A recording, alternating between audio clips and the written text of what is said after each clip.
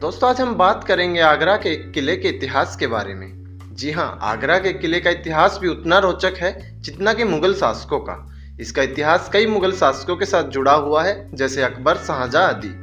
वर्ष 1526 ईस्वी में पानीपत की पहली लड़ाई हुई, जिसमें बाबर ने इब्राहिम लोदी को हरा दिया था और उसके बाद वह आगरा के किले में रहने लगा था।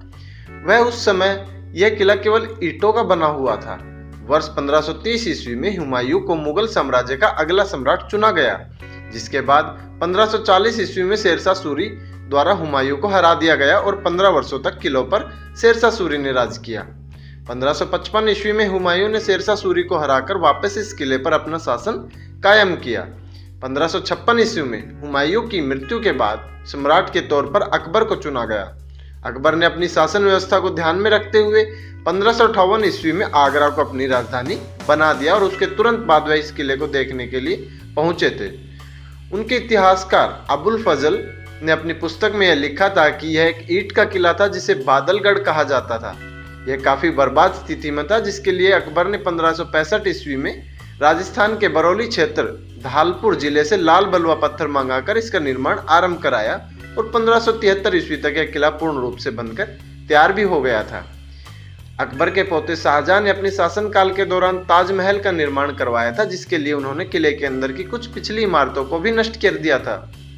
वर्ष 1658 ईस्वी में शाहजहां के पुत्र औरंगजेब ने उन्हें आगरा के किले में बंदी बना दिया था और शासन व्यवस्था को अपने हाथ में ले लिया और वर्ष 1666 ईस्वी में किले के भीतर बने एक संगमरमर की बालकनी वाले एक टावर में शाहजहां की मृत्यु हो गई थी।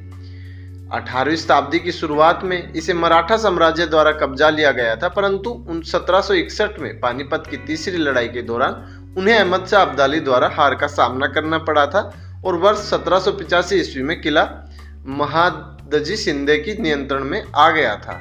परंतु 1803 में दूसरे एंग्लो मराठा युद्ध के दौरान अंग्रेजों ने इस किले को अपने अधीन कर लिया और इसे अपने कार्य के उपयोग के लिए इस्तेमाल करना आरंभ कर दिया था।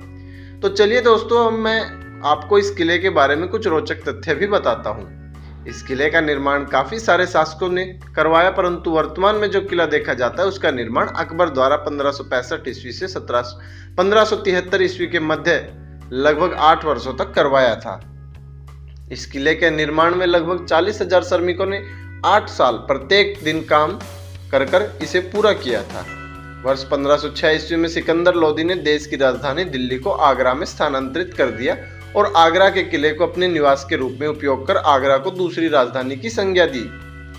यह किला 3,80,000 वर्ग मीटर यानी 94 एकड़ में फैला एक अर्धवृत्तीय किला है। यह किला भी ताजमहल, दिल्ली के लाल किला की तरह यमुना नदी के किनारे स्थित है। इस किले की बाहरी दीवारें लगभग 70 फुट ऊंची है। इस किले के परिसर के भीतर ही 3 मस्जिद स्थापित है, जो कि मोती मस्जिद, मीना मस्जिद और नगीना मस्जिद के नाम से जानी जाती है। इसमें एक जमाना मीना बाजार भी स्थित है। आगरा के किले में 4 प्रवेश द्वार है, जिसमें सबसे प्रमुख दिल्ली द्वार गेट और दूसरा लाहौर गेट है। लाहौर गेट को अमर सिंह गेट भी कहा जाता है, जिसका नाम अमर सिंह राठौर के नाम पर रखा गया था।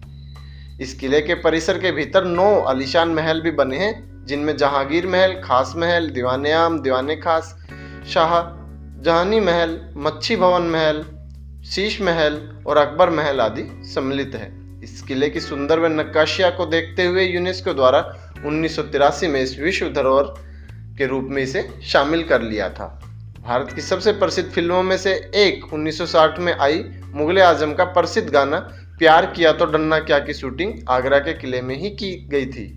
तो दोस्तों, ये थी आज की वीडियो। आई होप आपको वीडियो पसंद आई होगी। वीडियो पसंद आई तो प्लीज़ मेरे यूट्यूब चैनल को सब्सक्राइब कीजिए।